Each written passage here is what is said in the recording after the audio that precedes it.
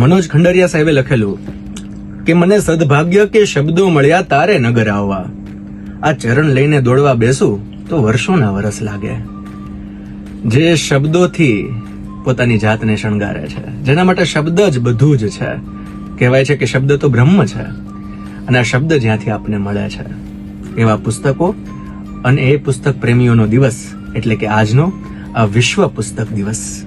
આ વિશ્વ પુસ્તક દિવસની જેટલા પણ પુસ્તક પ્રેમીઓ છે, જેટલા પણ શબ્દ પ્રેમીઓ છે, એ તમામ રાજકોટવાસીઓને દિલથી શુભેચ્છાઓ. તમે સાંભળી રહ્યા છો 89.6 FM રેડિયો રાજકોટ, અને હું છું આપનો પ્રિયંક. તો મેં વાત કરી એમ કે આજે વિશ્વ પુસ્તક દિવસ છે, અને આ વિશ્વ પુસ્તક દિવસ નિમિત્તે એક સરસ મજાનો કાર્યક્રમ, પુસ્તકો હાથમાં રહેલો ઈશ્વર.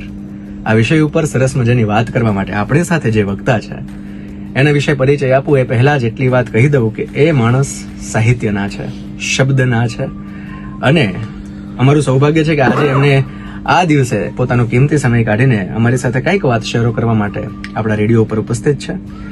4 દાયકા સુધી લગભગ એમણે બેંકો અને બંડલો વચ્ચે પોતાનું જીવન કાઢ્યું, પણ ક્યાંક ને ક્યાંક એની સાથે એમનો જે શબ્દ પ્રેમ હતો એ બહાર આવવામાં બાકી ન રહ્યો. કામને સમર્પિત ડેડિકેટેડ માણસ અને એકદમ નિજાનંદમાં રહેવા વાળા માણસ.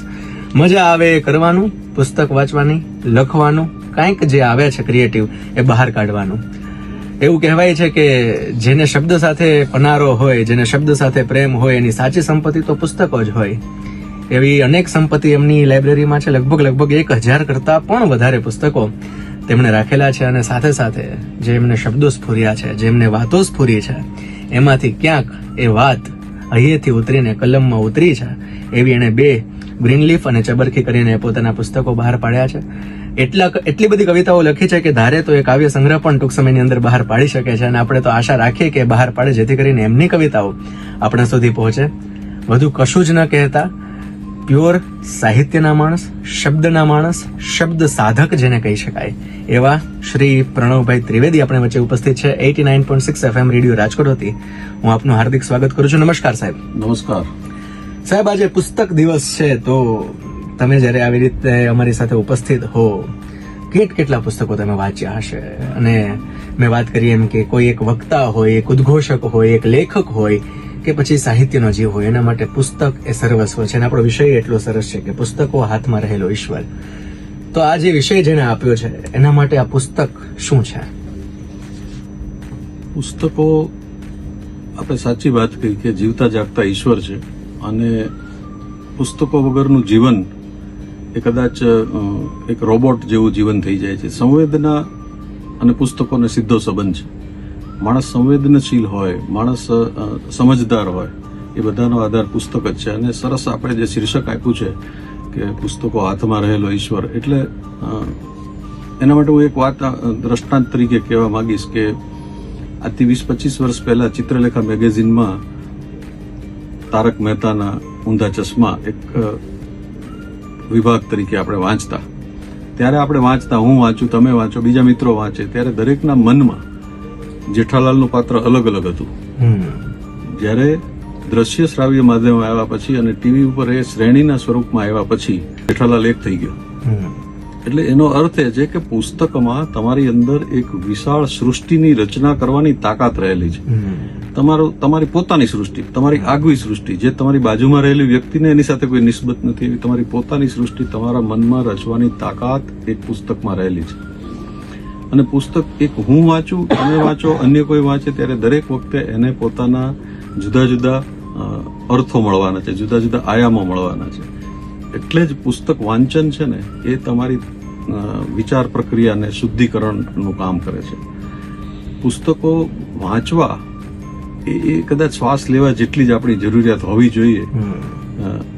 અને કદાચ આપણે તો એ ઘટનાને સમજીએ છીએ, પણ એમાં આ વસ્તુ બાળકથી માંડીને મોટાઓ સુધી સમજાવવામાં આપણી જેવા માધ્યમો બહુ સારો એમાં ભાગ ભજવી શકે. તમે સરસ મજાની વાત કરી કે પુસ્તકો છે એ શ્વાસ લીધા જેટલા જ મહત્વના હોવા જોઈએ, કે બધા વર્ગોને આવરી લેતા આ પુસ્તકો સમાજને કંઈક ને કંઈક આપે છે. અને અત્યારે જે બૌદ્ધિક રીતે સક્ષમ બનવાનો જે યુગ આવ્યો છે, એમાં પુસ્તક એક સબળ માધ્યમ બની શકે છે. પણ અત્યારની જે કન્ડિશન આપણે જોઈએ છીએ કે જે રીતના સોશિયલ મીડિયાનો વ્યાપ વધ્યો છે, જે રીતે ઓટીટી પ્લેટફોર્મનો વ્યાપ વધ્યો છે, જે રીતે યુથ છે એ રિડાયરેક્ટ થઈ રહ્યું છે, આવા સમયે એક એવો સમય હતો જ્યારે મને યાદ છે, જ્યારે હું બરાબર પ્રાથમિક શાળામાં હોઉં અને હું જોતો હોઉં કે લાઇબ્રેરી એકદમ ભરચક હોય, બધા એટલે બધા મેગેઝિનની રાહ જોઈતા હોય, સારા સારા પુસ્તકો લાઇબ્રેરીમાં પડ્યા હોય અને આમ એક છે ને જે પેલું રજીસ્ટ્રેશન હોય ને એમાં બહુ લાંબી લાંબી લાઈન હોય. અને અત્યારે જ્યારે હું સમજતો થયો છું, હું પુસ્તક લેવા માટે જતો થયો છું, ત્યારે જોઈએ છે તો બહુ રજીસ્ટ્રેશનના ખાનાઓ ખાલી હોય છે, એટલા બધા લોકો ત્યાં બેઠા નથી હોતા. એટલે મેં અમારા ગામની લાઇબ્રેરીના 2 આયામો જોયા છે. એક આયામ એવો કે જ્યારે બહુ એટલે બહુ ભરચક હોય, બેસવા માટેની જગ્યા ન હોય, અને એક અત્યારે જ્યારે હું ત્યાંથી ગામમાંથી બહાર નીકળો કે ત્યારે બહુ બધી વસ્તુ ઓછી હોય. આ બધામાં મેં બદલાતું આખું જે છે યુથ જોયું છે. તો આ પાછળના કારણો શું હોઈ શકે ને આમાંથી બહાર કઈ રીતે આવી શકાય? બહુ સરસ મુદ્દો તમે લીધો છે. કોઈ પણ વ્યક્તિ પુસ્તક વાંચે ને ત્યારે એના મનમાં એક સાથે 2-3 પ્રક્રિયા થતી હોય છે. એ વાંચે છે, પછી વિચારે છે, પછી એના ઉપર ચિંતન કરે છે ને એના પછી એ અમલમાં મૂકે છે. એક બહુ સરસ પંક્તિઓ મને યાદ આવે છે કે વિચાર તો સૌને આવે છે, પણ આચાર બહુ ઓછા લોકો એને આચારમાં મૂકી શકે છે. કે વિચારી સબ જગ ભયો, આચારી ભયો ન કોઈ, આચારી જો જગ ભયો કબીર કાય કો હોય. જો બધા જ લોકો સારી વસ્તુને આચારમાં મૂકી શકતા હોય તો કબીરની જરૂર નહોતી. એમ વિચાર એટલે પહેલી પ્રક્રિયા પુસ્તક વાંચનથી એ થાય છે કે તમારા મનમાં એક વિચાર પ્રક્રિયા પહેલા તો શુદ્ધિકરણ થાય. આપણે કોઈ પૂજા કરીએ અને કેમ શુદ્ધ થઈને બેસીએ, એમ તમારું પુસ્તક તમારા મનને, તમારા ચિત્તને સ્નાન કરાવે છે, એને શુદ્ધ કરે છે. એ પછીની પ્રક્રિયા છે એનું સંગોપન થાય છે, સારા વિચારનું વાવેતર થાય, એના કુપળ ફૂટે અને એનાથી પછી માણસના વર્તનમાં એનું એક પ્રતિબિંબ ઊભું થતું હોય છે. એટલે પુસ્તકથી છે ને વ્યક્તિત્વ વિકાસ તો બહુ સામાન્ય શબ્દ લાગે, એટલી હદે માણસમાં, માણસના વિચારોમાં, માણસના વ્યક્તિત્વમાં, એના સમાજ પ્રત્યેની જવાબદારીઓ બાબતેની જાગૃતતામાં, એના આધ્યાત્મિક વિકાસમાં, એના બૌદ્ધિક વિકાસમાં, બધામાં સારા પુસ્તકોનો જબરદસ્ત ફાળો હોઈ શકે. એટલે જે આપણે કહ્યું એમ લાઇબ્રેરીમાં ઘણા બધા લોકો પુસ્તકો વાંચતા હોય, એ ઘટના મને યાદ આવે છે. ઘણા વર્ષો પહેલા બંગાળમાં એક લાઇબ્રેરીમાં આગ લાગેલી અને લાખો પુસ્તકો બળી ગયા હતા. અને એ ઘટનાનો એ સમાચાર સાંભળીને 5-7 વાચકોએ આપઘાત કરેલો. એ કેટલી હદે એ લોકો સાથે એનું પુસ્તકોનું જોડાણ હશે, જે આપણે ત્યાં કદાચ એ પરિસ્થિતિ આવતા ઘણો સમય લાગશે અને એના માટે ઘણા બધા લોકોએ ઘણા પ્રયત્નો પણ કરવા પડશે. કારણ કે સુરેશ દલાલ કહે છે એમ આપણે ત્યાં સાહિત્યની બુક કરતા ચેકબુક અને પાસબુકનું મહત્વ વધારે છે ગુજરાતીઓ માટે. એટલે અહીંયા એ સમય આવતા વાર લાગશે, પણ જે રીતે અત્યારે પ્રયાસો થઈ રહ્યા છે, એક પ્રકારની જાગૃતિ, અવેરનેસ યુવાનોમાં આવી રહી છે, એ જોતા ભલે એ વાંચે છે, મોબાઈલમાં વાંચે છે, લેપટોપમાં વાંચે છે, ટેબમાં વાંચે છે, પણ એ વાંચે તો છે. એવું નથી કે એટલી બધી નિરાશાવાળું વાતાવરણ નથી કે હવે કોઈ વાંચતું નથી. વંચાય છે, પણ એના સુધી પહોંચાડવું જોઈએ, અને એના સુધી પહોંચાડવાની જવાબદારી છે ને જે લોકો વાંચી ચૂક્યા છે ને એની છે. ઘણી વાર કેવું હોય કે કહેવું, બોલવું બહુ સરળ હોય છે, પણ અમલમાં મૂકવું બહુ અઘરું હોય છે. એમ કે કહેણી મિસરી ખાંડ હે, કરની તાતા લોહિયા, એના જેવી વાત છે આખી. પણ તમે જે રીતે વાત કરી એમ કે અઘરું થઈ ગયું છે, યુગ પરિવર્તન થતું જાય છે, નવા નવા વિચારો આવતા જાય છે, નવા નવા આયામો આવતા જાય છે, પણ આની વચ્ચે ક્યાંક ને ક્યાંક આપણે પુસ્તકને જીવંત રાખવાનું છે. અને એ જવાબદારી પણ એ લોકોની છે કે જે વાંચી ચૂક્યા છે. એમ તો અત્યારનું જે યુથ છે, જે આઈડિયલી અત્યારે જે આપણે જોઈએ છીએ એમ કે યુવાનો બધા ઓટીટી પ્લેટફોર્મ ઉપર જે વેબ સિરીઝનો અત્યારે જમાનો આવી ગયો છે, જે આખી કહાનીઓનો રૂપરંગ બદલાઈ ગયું છે, એવા સમયે કોઈ એક પુસ્તક હાથમાં લઈને એ વાંચે, એ દ્રશ્ય તાજા કરવા માટે શું કરી શકાય? વ્યક્તિગત રીતે બધા શું એ રીતે કરે કે જેથી કરીને એક રસ આવે? એ માટે લેખકોની શું જવાબદારી છે, જે વાંચી ચૂક્યા છે એની શું જવાબદારી છે, સમાજની શું જવાબદારી છે, સરકારની શું જવાબદારી છે? સૌથી પહેલી લેખકોની જવાબદારીની વાત કરીએ તો લેખકોએ લોકોને જે જોઈએ છે નહીં એ આપવું, એ તો એક પ્રકારનો વ્યાપાર થયો. પણ એ વ્યાપારીકરણને બદલે લેખકોએ પોતે સત્વશીલ સાહિત્ય જ સમાજને આપવું જોઈએ કે જે સમાજને જ્યાં છે ત્યાંથી થોડો ઉપર લઈ આવે. જે વંચાય છે, જે વેચાય છે એવું નહીં, પણ જે વહેંચી શકાય એવું સાહિત્ય જ્યારે લેખકો આપતા થશે ત્યારે ઘણો બધો સમાજનો ભાર હળવો થશે. એટલે લેખકોની જવાબદારી એ છે કે ચિંતનશીલ અને એવું નહીં કે બધું બહુ અઘરું કે લોકોને સમજાય નહીં એવું જ્ઞાનના પોટલા લાગે એવું પુસ્તકો આપો એવું નહીં, પણ સરળ ભાષામાં તમે લોકોને સમજાવી શકો. કારણ કે કોઈ પણ વસ્તુ જ્યારે માનસ પરિવર્તનની ઘટના હોય ને ત્યારે રાતોરાત નથી થવાનું, એ ઘણો બધો સમય લેશે. એટલે એ માટે લેખકોએ સત્વશીલ પુસ્તકો આપવાની જરૂર છે. મારે જે કહેવું છે એ હું કયા કરીશ એ નહીં ચાલે, અથવા સમાજને જે જોઈએ છે, સમાજને તો નઠારી વસ્તુઓ પણ જોઈશે, તો એ આપ્યા કરવું એ લેખકની ફરજમાં નથી આવતું. લેખક એટલે સરસ્વતીના ખોળામાં બેઠેલું સંતાન છે, તો એનું ઉત્તરદાયિત્વ ઘણું બધું છે. તો એ લેખકોની જવાબદારી રહેશે. જે લોકો વાંચી ચૂક્યા છે એની જવાબદારીને હું એ રીતે કહીશ કે વાંચી ચૂક્યા એટલે સામાન્ય રીતે 40 પછીનો ગાળો હશે એવી વ્યક્તિઓ હશે. અસ્તિત્વનો એક નિયમ છે કે મારી પહેલાની પેઢીએ મને આપ્યું અને મારે મારી પછીની પેઢીને આપવાનું છે. 40 પછીના કે જે લોકો વાંચી ચૂક્યા છે, જેમનું વિપુલ વાંચન ધરાવે છે, એ લોકોએ પોતાની વાત હવે પછીની પેઢી સુધી જો નહીં પહોંચાડે તો એ બહુ મોટું વિશ્વનું નુકસાન કરી રહ્યા છે. એટલે વાંચી ચૂક્યા છે જે લોકો સાપૂરતું ન રાખે, ચિંતન મનન કરે અને પોતાનો આત્મિક વિકાસ કરે ત્યાં સુધી બરાબર છે, પણ એની એ પણ જવાબદારી છે કે આ અસ્તિત્વનો ઉત્સવ આ જ રીતે ઉજવાતો રહે એ માટે નવી પેઢીને પણ આ પહોંચતું કરવું પડશે.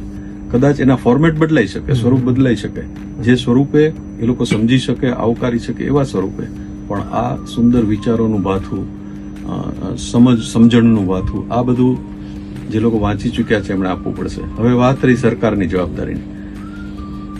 સરકાર એટલે તંત્ર છે ને, કોઈ પણ તંત્ર હંમેશા અસંવેદનશીલ હોવાનું, પણ સરકારમાં બેઠેલા લોકો અસંવેદનશીલ હોય એ ન પોસાય.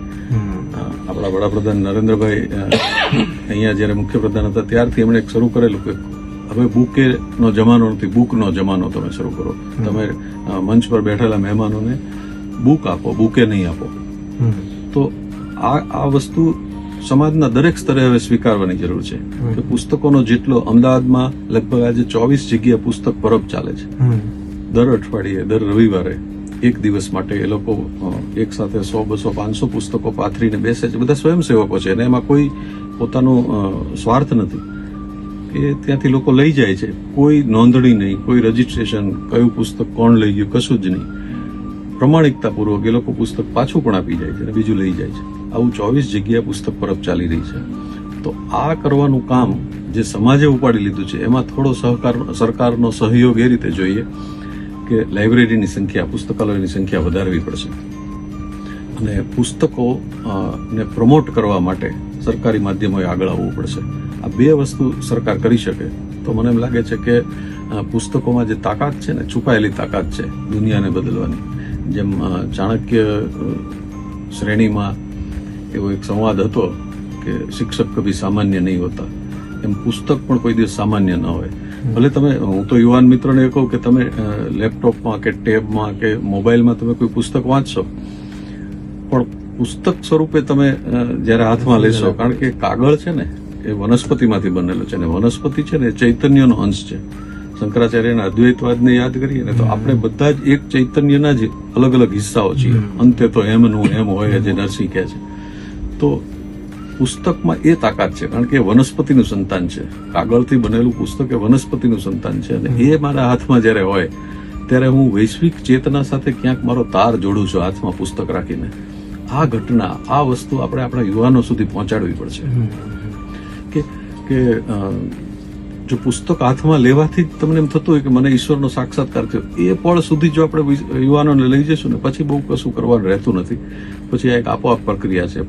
પુસ્તકના સંવેદનો, પુસ્તકમાંથી બે કોઠા વચ્ચેથી મળતી સમજણ, આ બધું જ પછી આપોઆપ થયા કરે. પણ ત્યાં અક્ષર શબ્દ કેટલો સરસ છે. અક્ષર એટલે જેનો ક્યારેય ક્ષય નથી થતો, જે ક્યારેય ખરી જતું નથી, એ અક્ષર છે. તો અક્ષર એટલે જેનો ક્યારેય નાશ નથી થતો. તો જેનો નાશ નથી થતો એવી અવિનાશી વસ્તુ તમારા હાથમાં આવી એટલે જે તમારું જે આ શીર્ષક છે એ અર્થમાં કેટલું બધું સરસ છે કે હાથમાં કાગળનું બનેલું પુસ્તક હોય. પછી એક અંગ્રેજી સરસ મજાની કહેવત મને ટાંકવી ગમશે કે મારા હાથમાં એક સરસ પુસ્તક હોય, બાજુમાં કોફીનો કપ હોય, તો ઈશ્વર એપોઇન્ટમેન્ટ માંગે તો પણ હું ન આપું. આવું એક લેખકે લખ્યું છે. તો આ કક્ષાએ આપણો પુસ્તક પ્રેમ આપણે લઈ જવો છે. એટલે તમામ યુવાન મિત્રોએ તમે ભલે ઇલેક્ટ્રોનિક માધ્યમોમાં વાંચો પણ પુસ્તક હાથમાં લઈને વાંચો. એની જે લાંબા ગાળાની તમને અસરો, તમારા અસ્તિત્વના સ્પંદન ઉપર જે અસરો થશે, જે વાઇબ્રેશન તમને મળશે, એ વાઇબ્રેશન્સ તમને આખી જુદી જ અનુભૂતિના પ્રદેશે લઈ જશે. સર, તમે જેમ વાત કરી એમ કે પુસ્તકો જે છે એ અવિનાશી છે, જેનો નાશ નથી થતો. જે પુસ્તક છે એ તો હંમેશા એમનું એમ રહેવાનું છે. તમે સરસ વાત કરી કે જે નરસિંહ મહેતાએ કીધું છે, અંતે તો હેમનું હેમ છે. તમને ખ્યાલ હોય તો રામનારાયણ વી પાઠક, ગુજરાતી સાહિત્ય જગતનું એવડું મોટું નામ, એમના ઘરના હીરાબેન પાઠક. રાવી પાઠક ઉંમરમાં નાના, હીરાબેન મોટા. અને થયું એવું કે પહેલા ચાવાનું થયું રાવી પાઠકને. હીરાબેન એકદમ કાઠિયાવાડના બોલ્ડ લેડી, કે ગમે એને કહી દે, મુફાટ એકદમ. તો રામનારાયણ વી પાઠક જ્યારે ગયા એના પછી પણ એ ચાંદલો કરતા, એ શણગાર સજતા. અને કાઠિયાવાડમાં તમને ખબર છે કે કોઈ આવું બધું કરે કે તારો ધણી ગયો છે ને તું આ બધો શણગાર કરસ. ત્યારે હીરાબેન પાઠકે બહુ મસ્ત કીધું. કોણે કીધું ગયા છે? એ કદાચ ગયા છે, પણ એને લખેલું સાહિત્ય હજી જીવે છે. એના પુસ્તકો હજુ મારા કબાટમાં પડ્યા છે. એના દ્વારા લખાયેલું એક એક અક્ષર જ્યાં સુધી જીવંત છે ને ત્યાં સુધી મારા માટે અમર છે. આ પુસ્તક છે, આ સાહિત્ય છે ને આ અવિનાશી વાત છે આખી.